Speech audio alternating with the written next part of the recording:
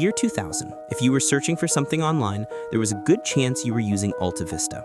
At its peak, it handled almost 18% of all internet searches.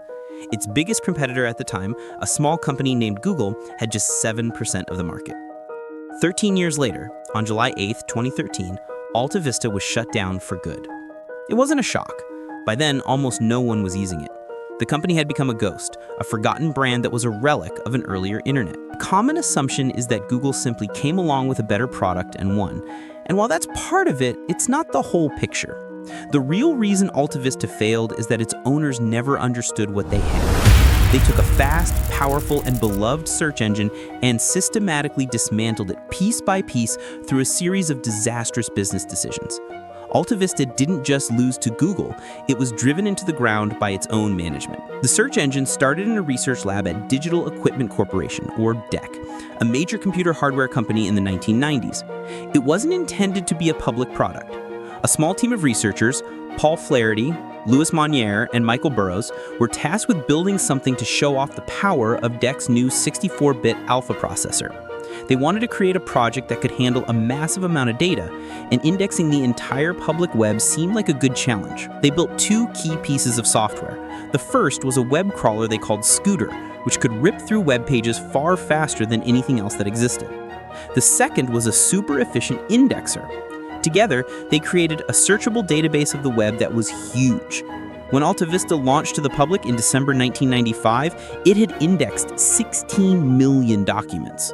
At the time, that was an almost unbelievable number, far more than any other search engine. And it was fast, incredibly fast. The simple, clean interface delivered results almost instantly. Users loved it. Within weeks, its daily traffic went from a few 100,000 hits to over 2 million a day.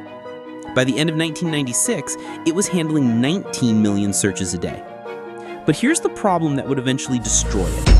AltaVista was never meant to be a business. It was a technology demonstration. For DEC's management, the goal wasn't to build the world's best search engine. The goal was to sell more alpha servers. The search engine itself was just a marketing tool. This fundamental disconnect between the engineering vision and the corporate strategy defined its entire existence. One of its first big moves highlights this problem. In 1996, AltaVista signed a deal to become the exclusive search provider for Yahoo. On the surface, this looked like a huge win. Yahoo was one of the most popular sites on the web. But the deal meant AltaVista's own brand was hidden behind Yahoo's brand. It also gave Yahoo a front-row seat to study how AltaVista's technology worked. More importantly, it convinced DEC and AltaVista's management that the real money wasn't in search, but in becoming a portal. Portals like Yahoo were the dominant business model of the 90s internet. They were all-in-one destinations with news, email, stock quotes, and weather, all supported by banner advertising. The idea was to keep users on your site for as long as possible.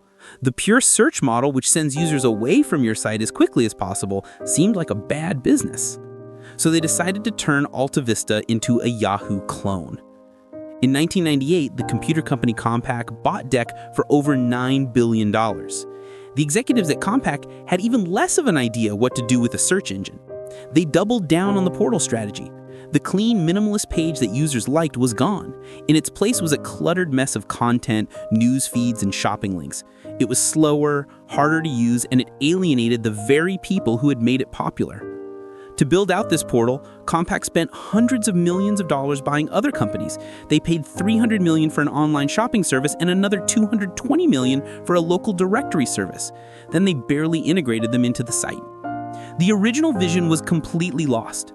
Louis Monnier, one of the creators and the chief technology officer, grew deeply frustrated. He said that getting approval for new features from Compaq management would take weeks or months of bureaucratic fighting. He left the company in 1999. The departure of its key technical visionary was a clear signal that innovation was no longer the priority. Corporate strategy had taken over. While all this was happening, a new search engine was getting noticed. Google didn't have a weather forecast or stock tickers on its homepage. It just had a search box. It was built on a single, powerful idea called PageRank. Instead of just looking for keywords on a page, PageRank looked at how many other pages linked to it. This acted as a kind of vote, assuming that more important pages would have more links pointing to them. The result was that Google's search results were often far more relevant. It was especially good at handling vague queries, misspellings, or questions, where AltaVista, which relied on a more literal keyword match, couldn't keep up. The technology that had once been its greatest strength was now obsolete. The numbers show exactly when the shift happened.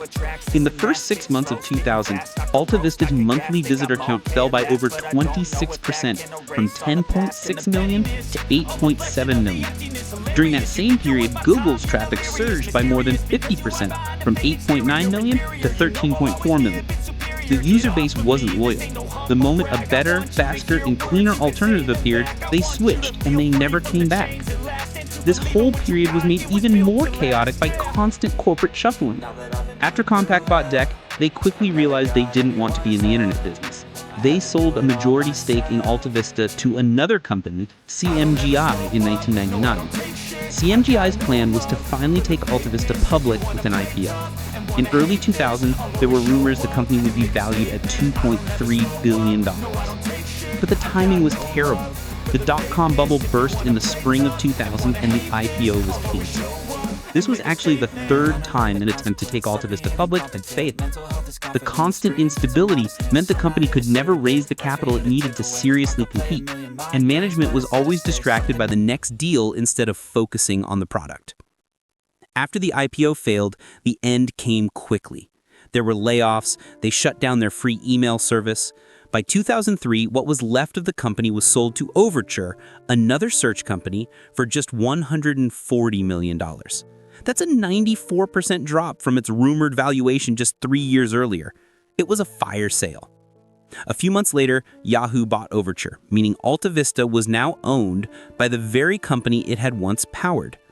For the next 10 years, AltaVista existed in a strange limbo. The website was still there, but it was just a clone of Yahoo Search running on its rival's technology. It was a zombie brand with no purpose. Finally, in 2013, Yahoo announced it was shutting down a number of its underperforming properties, and AltaVista was on the list. The idea that it disappeared overnight isn't quite right. Its relevance disappeared almost overnight in that critical 6-month window in 2000, but the company itself died a slow, painful death over more than a decade, bleeding out from 1,000 self-inflicted wounds. The collapse of AltaVista created the world we live in now, where one company dominates search. Had AltaVista's owners understood its value and focused on improving the core search product, a real competition might have emerged. We might have a more diverse search market with 2 or more major players pushing each other to innovate on speed, relevance, and privacy. Instead, AltaVista's failure left a power vacuum that Google was perfectly positioned to fill. And today, you can see the lessons of AltaVista's failure in the new search engines that are trying to challenge Google. Startups focused on AI-powered answers or on user privacy aren't trying to build massive portals. They are going back to the basics that AltaVista abandoned: a clean interface and a single, focused product that does one thing exceptionally well. They are a direct response to the strategic mistakes that turned the internet's early leader into a forgotten footnote.